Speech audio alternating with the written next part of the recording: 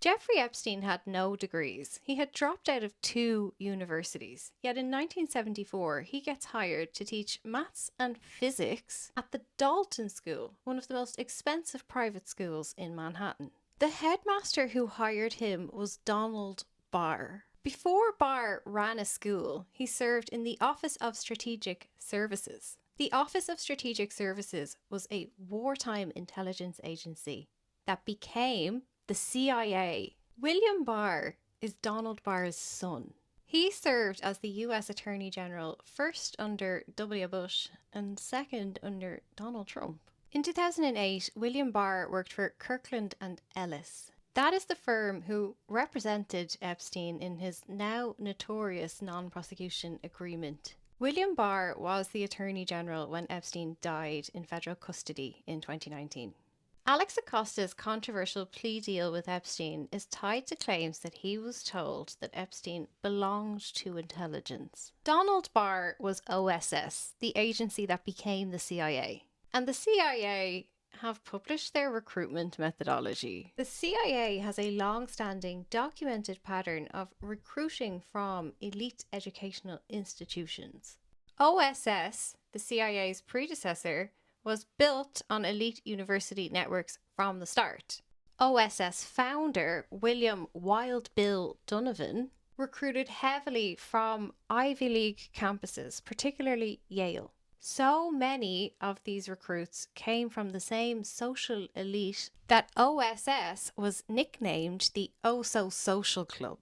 And the majority of these early members of this predecessor to the CIA were picked from Skull and Bones. Why?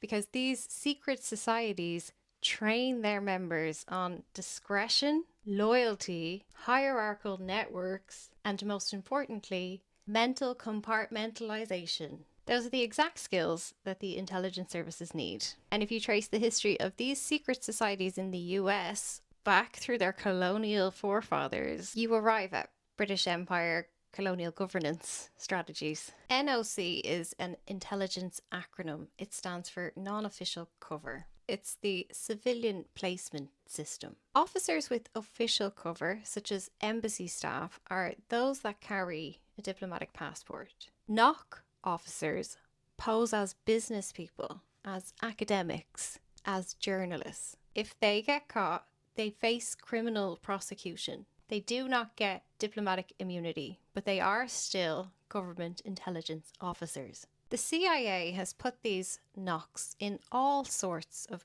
positions. They're on corporate payrolls, they've been caught creating entire front organizations. This is well known. The structural pattern is well documented and it matches onto Jeffrey Epstein's behavior and life story. Barr gave Epstein a job in one of Manhattan's most elite private schools, and that school gave him access to some of the most rich and powerful people in New York through their parents' network. And that is exactly how he got into Bear Stearns. He tutored the CEO's children. That is not hard evidence of CIA recruitment, but it is the exact same pathway that an intelligence agency would use and the exact same recruitment strategies that their own declassified documents confirm they do use. Students at Dalton noticed Epstein's strange behavior. He wore fur coats and gold chains to class and showed up at student parties. Multiple former students describe his persistent attention on the girls in hallways and classrooms. Yet Barr never fired him. He was only fired by Peter Branch, the interim headmaster who served after Barr left. Why did Barr hire a man with no degree to teach at one of Manhattan's most prestigious schools? And why was Epstein's next role after this school fired him in the office of one of the parents